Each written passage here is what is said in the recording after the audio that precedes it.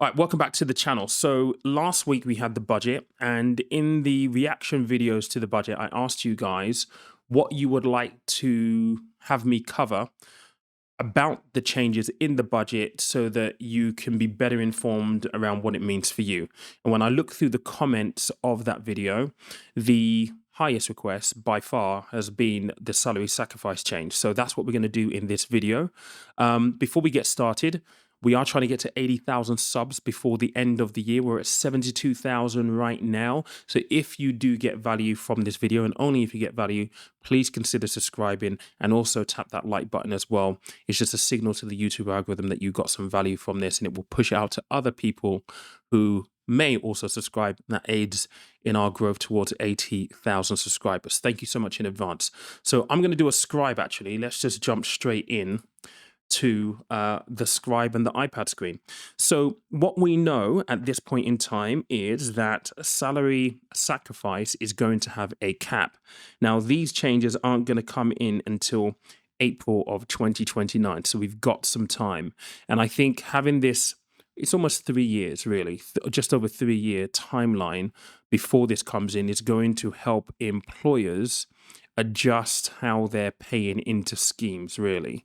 And it's also going to give you time to prepare, which is a bonus. Now, what we know is that the cap is going to be £2,000. And again, coming in from April of 2029.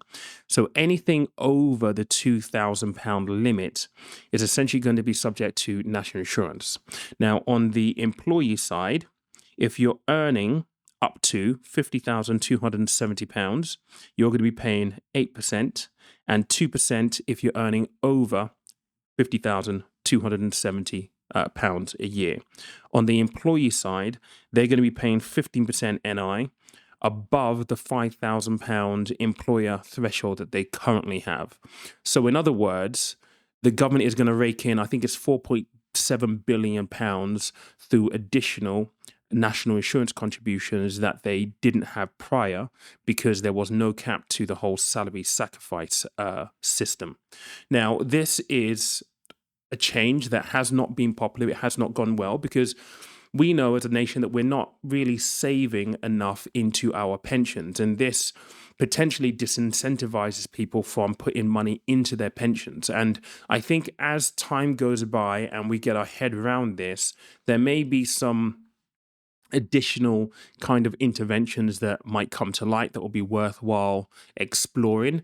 But I'm just going to give you 4 at this point in time that I think will help you at this juncture. All right. So what's the first tip that I have for you? Well, the first one is at the minute, you can just increase. Let's go into my black pen here. You can just increase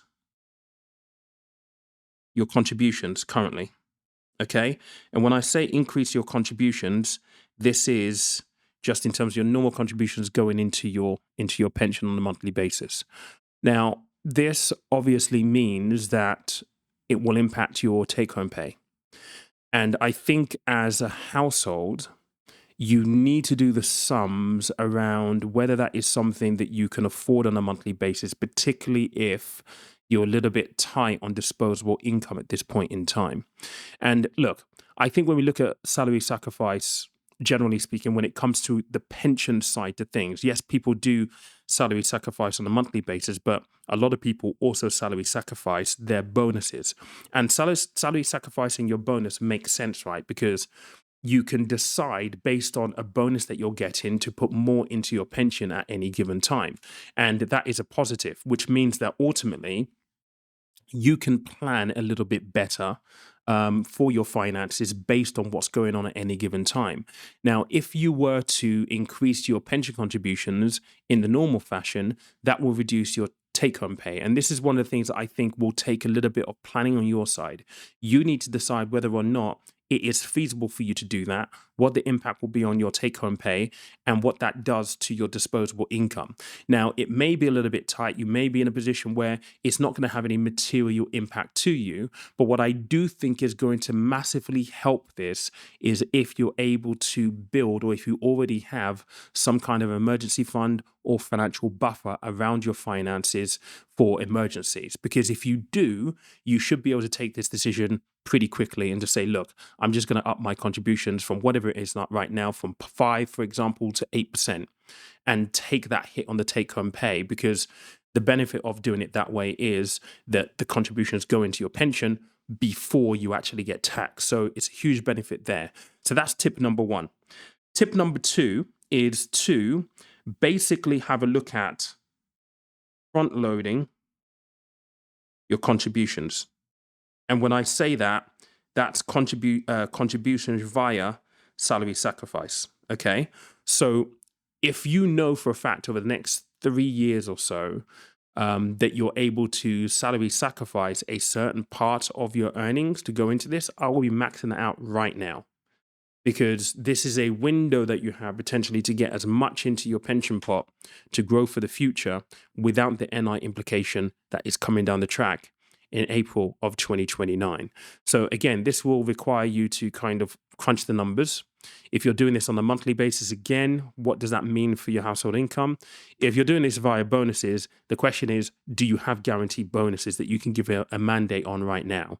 Or at least have a note to say, okay, look, we're going to do this. I think this will be a relatively easy win in this equation. The next two that I've got for you, well, actually, let's talk about this one. ISAs.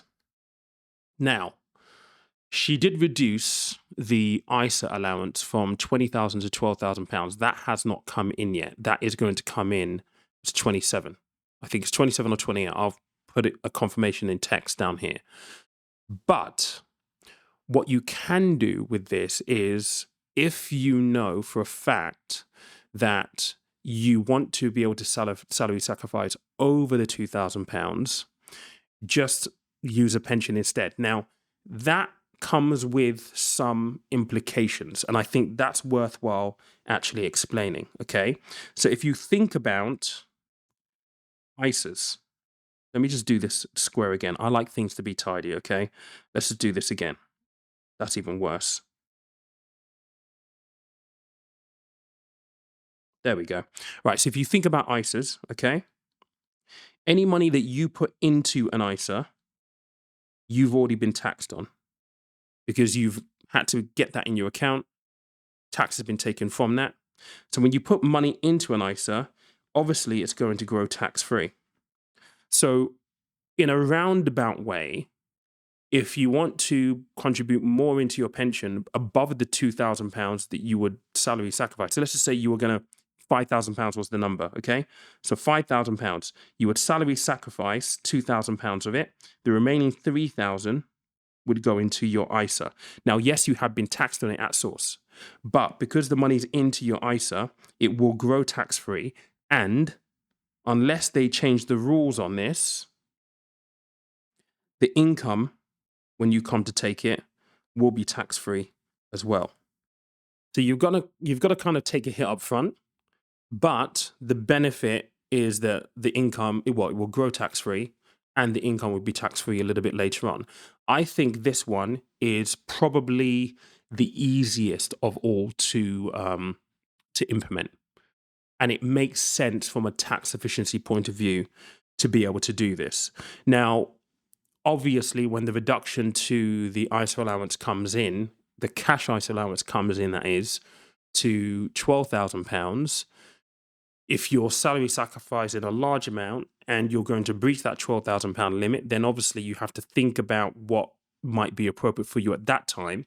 But I would argue that if you are going to be salary sacrificing anyway, you wouldn't be using a cash ISA. You would probably be using a stocks and shares ISA, because you're salary sacrificing into a pension that's invested in the stock market. So why not just do exactly the same, but within an ISA wrapper? And if you do that, your £20,000 allowance is still intact regardless. I think this is a really, really good fix. And then the last one that we have here is where is it? I wouldn't say this is really a tip. This is kind of like um, this is an acceptance of the new status quo in April 2029 when this comes in, and that is just to stay within that £2,000 limit. Um, I think that that isn't necessarily going to help your long term prospects. So I think one of the three other tips, particularly the ISA one, moving forward, when this actually comes into force in 2029, is going to be one of the more effective ones. But it is an option. You can just stay underneath the £2,000 limit, utilize the ISAs as suggested. I think is a viable way to kind of mitigate and work with what we know is coming down the track. I don't think there will be that many changes of this or to this to come. There's obviously a lot going on with news around the budget anyway at this point in time. So we'll see how that develops. But look, those are my thoughts. And if you have any questions, please leave them down below in the comment section. I'll try to get through as many of them as I possibly can. Before I finish this video, in the new year, towards the back end of January, I'm going to be launching a community, and this community is going to be dedicated to take people on a transformation in their finances, from helping you build a working budget, like one that actually works, and giving you systems, giving you frameworks to actually do that, to help you clear and manage your debt, to help you build an emergency fund. And we've spoken about the emergency fund here. It gives you a financial buffer. It allows you to make better decisions. But how do you do that properly? And where do you begin? We're going to take you through all of that. And if you're the kind of person that knows, I should be investing, but I don't really know how to do it, we're going to take you through that as well as part of the process. I'm also going to be available in the community, and I'm for the group of people who actually qualify for this. I will actually take and help you on an individual basis with everything that I've just mentioned in there. So you're going to do a lot of homework. We're going to have exercises. We're going to have checklists, guides. We're going to have frameworks. When you do the work, I'll critique your work, guide your work, make sure you're getting the best outcomes as possible. So if that sounds like it's interesting, you want to go on a financial transformation, then I'd encourage you. There is a link in the description and also pinned in the comments. Join the wait list. And when we're ready to launch in time for everyone's New Year's financial resolutions, you can be part of the cohort that gains first access. I'm also going to be off next week. It is, well, we're in December right now. We haven't seen the pyramids. We have not been down the Nile. So that is something we're going to tick off our bucket list. So there may not be any videos at all next week. There might be maybe one or two. I haven't decided just yet. I've got a few in the bank, but it's a rush this week. But yeah, I will see you tomorrow. And thank you so much for watching. Again, if you did pick up value from this, please consider subscribing and hitting that like button as well. I will see you tomorrow.